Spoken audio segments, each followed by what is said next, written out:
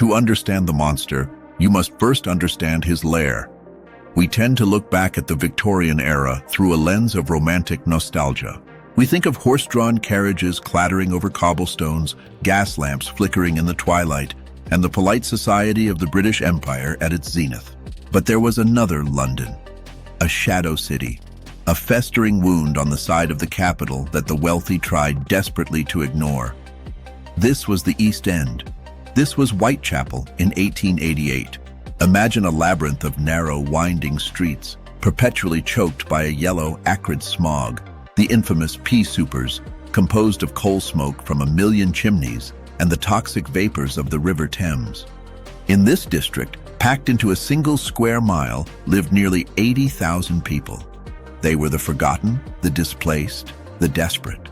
Russian and Polish Jews fleeing pogroms, Irish laborers seeking work, and the native English poor, all crushed together in overcrowded tenements where sanitation was a myth and privacy a luxury no one could afford. In Whitechapel, life was cheap. The mortality rate was shocking. Half of all children died before the age of 5. For the adults, survival was a daily knife fight against starvation. And for thousands of women left without husbands, protection, or employment, there was only one way to survive. They did not choose the streets chose them. They were the unfortunates, as polite society called them. Women who sold their bodies for the price of a loaf of bread or a glass of stale gin to numb the cold. It is August 1888. The summer has been wet and miserable. The mood in the East End is tense. There is unrest, there are strikes, and there is a simmering fear. But the people of Whitechapel are accustomed to violence. Brawls, domestic beatings, and gang attacks are commonplace. Death is a neighbor they see every day. But something different is coming. Something that breathes a different kind of darkness. It is not the violence of a drunken rage or a robbery gone wrong. It is a cold, calculated, surgical evil. It is a presence that watches from the shadows of the gaslight, waiting for the moment when the fog thickens and the streets empty. The stage is set, the players are in place, and the curtain is about to rise on the most infamous series of murders in human history. The Autumn of Terror is about to begin. Friday, August 31st. The early hours of the morning. Mary Ann Nichols, known to her friends as Polly, is 43 years old. Like so many others, her life has been a slow descent into tragedy. A broken marriage, a struggle with alcoholism, and a drift from one workhouse to another. On this night, she has been turned away from a lodging house because she lacks the 4 pence required for a bed. She is not despondent. In fact, she is defiant. Standing in her bonnet and dark clothes, she tells the deputy at the lodging house, "I'll soon get my DOS money. See what a jolly bonnet I've got now." She laughs and walks out into the night. It is the last time she is seen alive. At 3:40 a.m., a carman named Charles Cross is walking to work through Bucks Row. It is a dark, lonely thoroughfare, flanked by warehouses and a board school. In the gloom, he sees what looks like a bundle of tarpaulin lying in front of a stable gate. As he gets closer, the shape resolves itself. It is a woman. Cross calls over another passerby, Robert Paul. They approach the figure. Her skirt is raised. Her bonnet is lying beside her. Cross touches her face. "I think she is dead," he whispers. Her face is warm, but her hands are cold. They believe she has fainted, or is perhaps drunk. Concerned about being late for work, they pull her skirt down for decency and hurry off to find a policeman. Minutes later, Police Constable John Neal turns his lantern onto the body. The light reveals a horror that the darkness had mercifully hidden. Polly Nichols has not fainted. Her throat has been slashed with such savagery that the head is almost severed from the body. Her eyes are wide open, staring up at the smoke-filled sky. PC Neal calls for assistance. A surgeon is summoned. As they examine the body further, the true extent of the brutality becomes clear. The killer did not just silence her, he desecrated her. There are deep, jagged wounds to her abdomen. This was not a robbery. Polly had nothing to steal. This was a ritual. The news spreads through Whitechapel with the speed of a virus. A woman murdered, horribly mutilated. But in the East End, one murder does not make a panic. Not yet. The police, led by Inspector Aberline, a man who knows the streets of Whitechapel better than anyone, begin their investigation. They suspect local gangs. They suspect a jealous lover.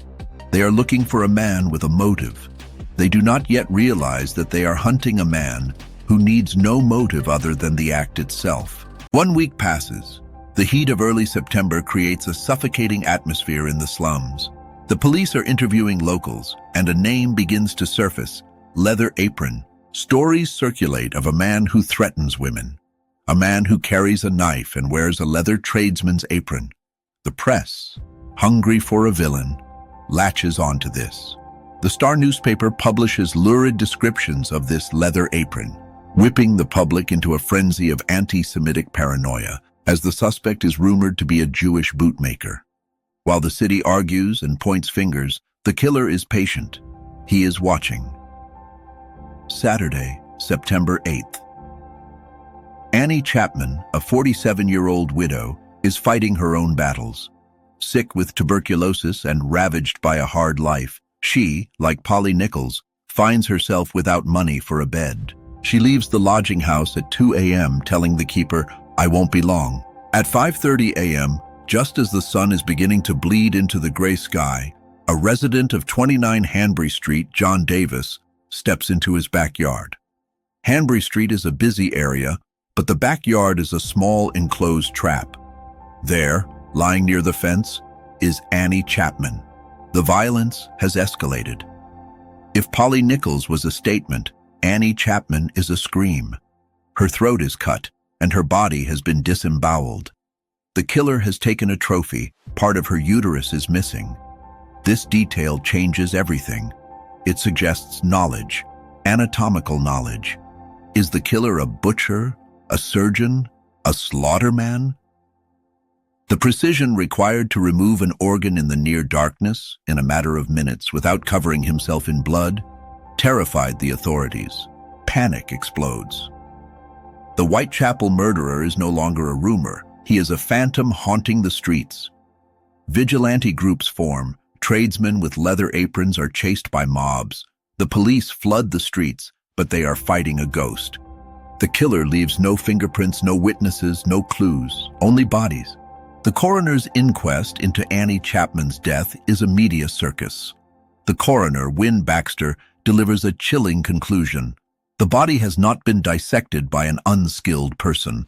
The weapon used must have been a very sharp knife with a thin, narrow blade, at least 6 to 8 inches long.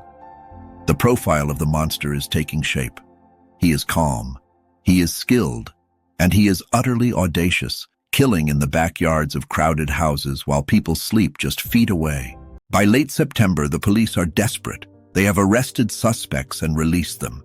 They have interviewed hundreds, but the silence of the killer is mocking them. And then, the silence is broken. On September 27th, a letter arrives at the Central News Agency, written in red ink in a spidery, taunting hand. "Dear boss, I keep on hearing the police have caught me, but they won't fix me just yet. I have laughed when they look so clever and talk about being on the right track. I am down on whores, and I shan't quit ripping them till I do get buckled. Grand work the last job was. I gave the lady no time to squeal. How can they catch me now? I love my work and want to start again. Keep this letter back till I do a bit more work, then give it out straight. My knife's so nice and sharp I want to get to work right away if I get a chance. Good luck. Yours truly, Jack the Ripper." Jack the Ripper. Until this moment, he was the Whitechapel murderer. Now he has a name, a brand. Whether the letter was genuine or a hoax by a journalist, a theory that historians still debate today, it defined the legend. It gave the monster a voice. It turned a sordid series of crimes into a gothic horror story. The police initially dismiss it as a prank, but the letter promises a bit more work. 3 days later, the Ripper keeps his promise, and he does so with a ferocity that will bring London to its knees. Sunday, September 30th, the double event. The night begins with a storm of rain and wind. At 1 a.m., Louis Diemschutz, a steward at a workers' club in Dutfield's Yard, turns his pony and cart into the dark entrance. The pony shies, refusing to move. Diemschutz lights a match. Lying in the mud is Elizabeth Stride. Stride, known as Long Liz, has her throat cut. But unlike the others, there are no mutilations. Her body is still warm. Blood is still flowing. Diemschutz realizes with a jolt of terror, he interrupted the killer. The Ripper was there, in the darkness, perhaps only feet away, hiding in the shadows as the cart pulled in. Denied his grisly ritual, the killer flees into the night. He is adrenaline-fueled, frustrated, and unsatisfied. He does not go home. He goes hunting again. He heads into the city of London, the square mile of finance and business, crossing the boundary from the East End. He finds Catherine Eddowes. Eddowes had been in police custody earlier that night for drunkenness. She was released at 1 a.m., the exact time Stride was being found. She gave the police a fake name, Mary Ann Kelly, and walked out of the station singing. She walked straight into the path of the Ripper. At 1:44 a.m. in Mitre Square, a place surrounded by warehouses and patrolled by police every 15 minutes, P.C. Watkins shines his lantern into a dark corner. What he sees sends him running for help, shaken to his core. Catherine Eddowes has been obliterated. In the short window of 14 minutes between police patrols, the killer has performed his most horrific work yet. The mutilations are extensive, specifically targeting the face and abdomen, and again, a trophy is taken, a kidney. The city wakes up to a nightmare. 2 women in one night. The killer is mocking the police, striking across jurisdictions, vanishing like smoke. But as he fled Mitre Square, he left a clue.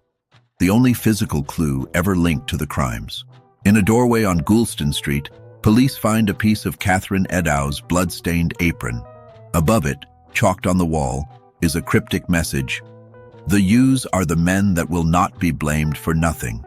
Sir Charles Warren, the Commissioner of the Metropolitan Police, makes a controversial decision. Fearing an anti-Semitic riot in the already tense East End, he orders the graffiti washed off before it can be photographed. To this day, we do not know if the message was written by the killer or if it was just another piece of wall scrawl in a racist city. But the destruction of evidence shows the level of panic gripping the authorities. They are no longer just fighting a killer. They are fighting the collapse of social order. October brings a lull, a terrifying silence. The press goes wild with theories. Is he a mad midwife? A Russian anarchist? An American sailor? Even the royal family is whispered about. On October 16th, George Lusk, head of the Whitechapel Vigilance Committee, receives a small package wrapped in brown paper. Inside is a small cardboard box. Inside the box is half of a human kidney preserved in wine. Accompanying it is a letter. This one is not written in the jaunty, taunting style of "Dear Boss." This one is illiterate, jagged, and grim. From hell, Mr. Lusk. So I send you half the kidney I took from one woman, preserved it for you, t'other piece I fried and ate, it was very knees. I may send you the bloody neff that took it out if you only wait a while longer. Signed, Catch Me When You Can, Mr. Lusk. Medical analysis of the kidney is inconclusive, but the doctor believes it is consistent with a gin-soaked kidney of a woman of Eddowes' age. The phrase, "from hell," resonates. It is not an address. It is a state of mind. The killer is telling us exactly where he lives. The police flood the area. Bloodhounds are tested. Policemen dress as women to act as decoys. But the Ripper remains a phantom. He has stopped, or so they hope. But the climax of the horror is yet to come. The grand finale of the Autumn of Terror waits in a small room in Miller's Court. November 9th. The Lord Mayor's show is being prepared in the city, a celebration of pomp and circumstance. But in Spitalfields, Mary Jane Kelly is singing. She is the youngest of the victims, just 25, beautiful by all accounts, and relatively fresh to the East End. She lives in a small single room at 13 Miller's Court. Unlike the others, she has a home, a private space, and that privacy will be her doom. Witnesses hear her singing "A Violet from Mother's Grave" late into the night. A man is seen entering with her, a man well-dressed, looking out of place. At 4 a.m., a cry of "Oh, murder" is heard by a neighbor. But in Whitechapel, cries in the night are common. No one investigates, no one comes. At 10:45 a.m., Thomas Bowyer, sent to collect overdue rent, knocks on the door. No answer. He goes around to the window where a pane of glass is broken, stuffed with rags. He pushes the rags aside and looks in. He staggers back, sickened. "The master," he stammers to the landlord. "You must come." What lies inside room 13 is beyond the vocabulary of the police reports. It is a scene of absolute carnage. Working in the privacy of the room, by the light of a fire fed with Mary Kelly's own clothes, the Ripper has spent hours with his victim. He has not just killed her, he has dismantled her. It is the work of a man who has lost all connection to humanity. It is an exorcism of rage. The face is hacked away. The organs are arranged around the body like a grotesque art installation. The police photograph the scene, one of the first times crime scene photography is used. The image of Mary Kelly on the bed remains one of the most disturbing photographs in criminal history. It is the crescendo. The storm has broken. After Mary Kelly, the murders stop, just like that. There are other murders in Whitechapel in the following years. Alice Mackenzie, Francis Coles, but they lack the surgical signature, the ritualistic horror. The Ripper has vanished. Did he die? Was he committed to an asylum? Did he emigrate to America? Or did he simply stop, his bloodlust finally sated by the destruction of Mary Kelly?